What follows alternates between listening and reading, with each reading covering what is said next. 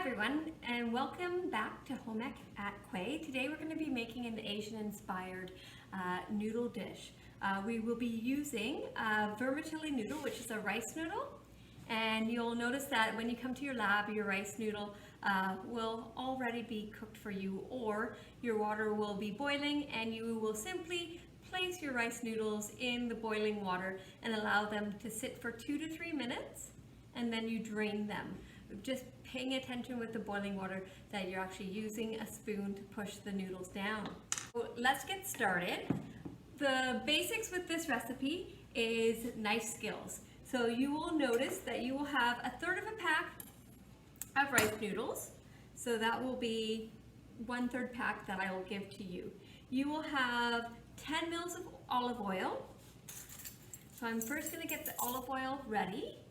So I use my 5 mils, which is a teaspoon, and I'm going to measure that twice. Then I'm pouring into my measuring spoon. So 5 mils plus 5 mils. And now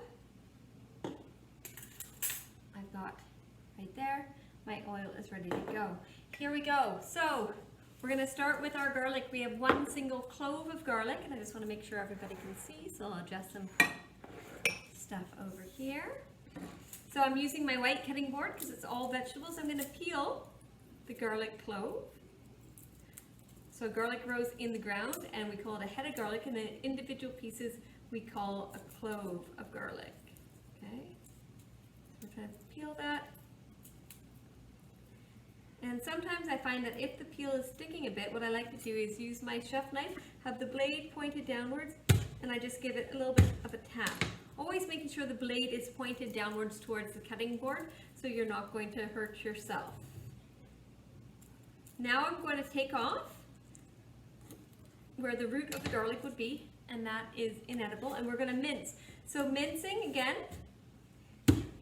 as you saw with the potato lab, is that we're going to be using the French chef knife, having one hand on the top of the blade and the other one is holding the handle, and we do a rocking motion. Okay, back and forth, back and forth. Please make sure at the start of all the labs, as you'll see, my hair is up, my apron's on, and that you have washed your hand prior. So that's just assuming you've already done that in your lab. Now, if I find my garlic sticking, I put my finger and I rub it with the blade, not against the actual blade, so you don't want to cut yourself. Making sure your knife is sharp. If your knife is not sharp, make sure you say, "Hey Miss B, my knife is not sharp," and I'll sharpen it, because a sharp knife is a safe knife. You put less pressure, and so there's less likely that you're going to slip. Okay, so we're mincing, and that looks pretty good. Okay, and I'm going to put that minced garlic into my custard cup, because this is a very fast recipe once all the actual knife skills are done. So we've got our garlic nicely minced. Now I'm going to have mushrooms. So you're going to have 4 mushrooms, and you want to give them a rinse, which these already have been, and you just, by rinse I mean you get a damp paper towel and you wipe it down. You don't want to get it totally wet, or it will just absorb the water and get very slimy. And I can take off the stems just a little bit. You don't have to take the whole thing off. And what my purpose here is, I'm going to cut the mushroom into nice thin slices. So here we go. I'll show you on this one. So even thickness is key. And here is an example of a mushroom, right? It's nice and thin, looks like the exact mushroom. Kind of, I say it kind of reminds me of like the Smurfs or something like that. There we go. So we've got our mushroom is going to be done, and this will be day 1. You guys will be doing all the prep for your lab. So you're going to be mincing the garlic, you're going to be slicing the mushrooms. You will then have 1/3 of a red or a yellow bell pepper. And what you want to do is you're going to take the seeds out and the vein. So remember that with a pepper, any hot pepper, the heat is going to be, and I just want to cut this away a little bit like this, because it's fresh. The heat's always going to be in the seeds and the vein. The vein's the white bit of the pepper. Okay, so if you're working with peppers, you always want to make sure you never touch your eyes. And the bell pepper, we're actually going to have it julienne, so that's 1/3 bell pepper and julienne. So julienne just means matchsticks. So I will cut this here. Make sure, as you see, my fingers are away from the blade. I'm holding the pepper kind of like a bear claw, where my fingertips are actually away from the edge. And that I'm trying to get nice, thin, equal strips. So they will look like this. They're very nice thin strips. There we go. Now I'm going to julienne my carrot as well, so I can put this away here. And so you're going to have half a carrot. You will wash your carrot. This one has been washed. And then you're going to cut your carrot lengthwise in half, making sure your fingers are away from the blade. Okay, and then I can cut it into nice thin strips. So here we go. So here, cutting nice thin strips. Okay, so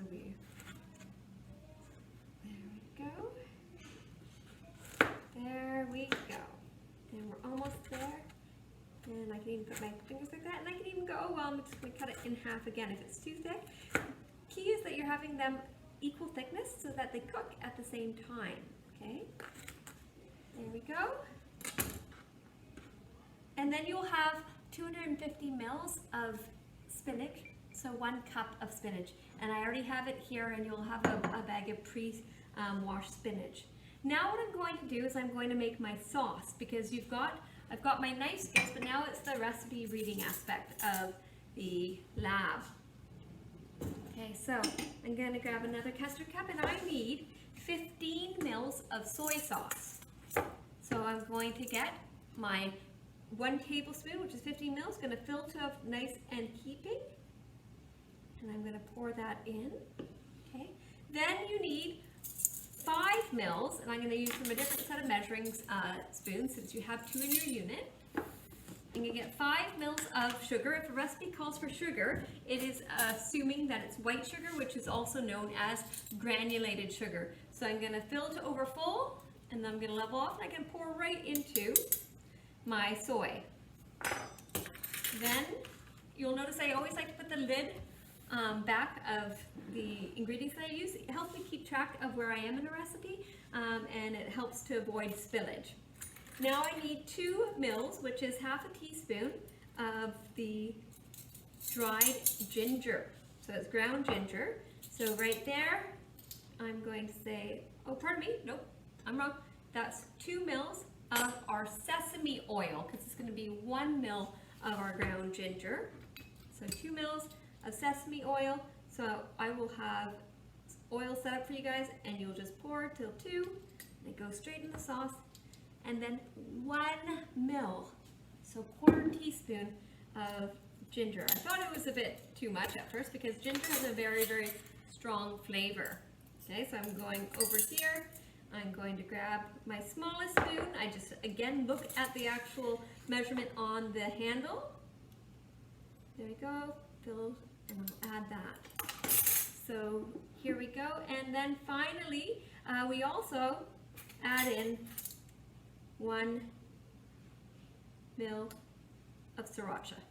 So it's a little bit spicy. If people want to add a bit of sriracha to the end because they like it really spicy, I'm fine with that as well. But you do it to your individual one. You never would try to put a whole bunch in your actual dish, because if somebody doesn't like spice, it's pretty hard to save that spice. So now what I'm going to do is I'm going to turn on my my frying pan, and then we're going to start to cook. So come back and you will see we will be ready to cook.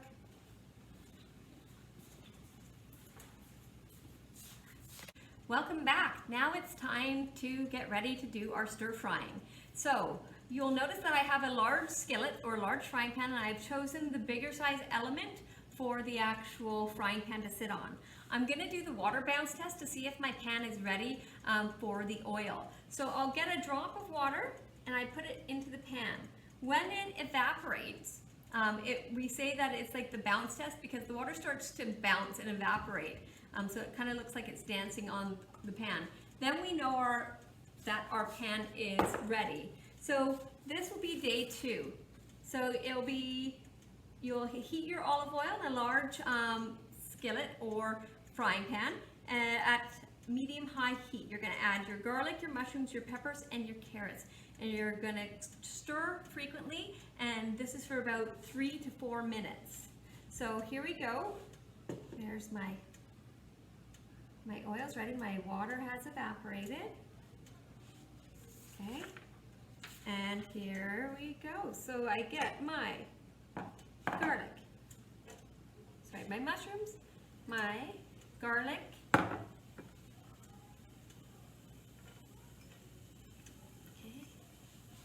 my carrots,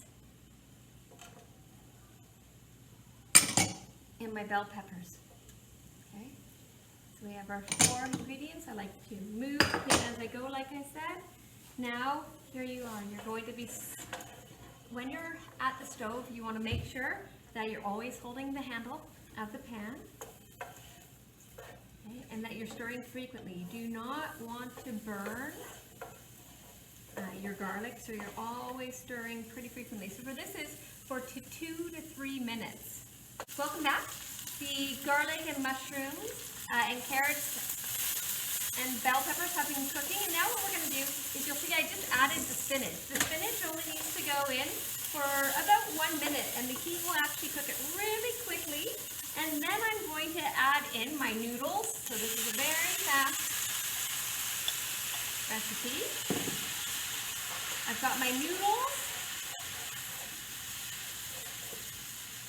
and I'm going to mix my sauce in right here, and I'm going to put it in my sauce. I can even turn my heat off now. There, I can remove it from here.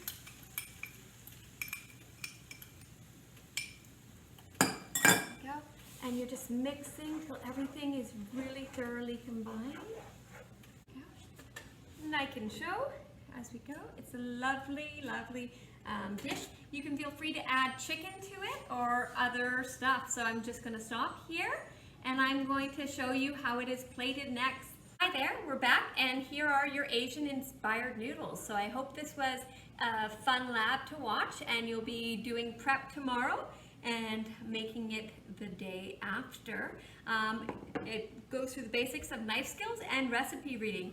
So enjoy, and I again look forward to cooking with you guys.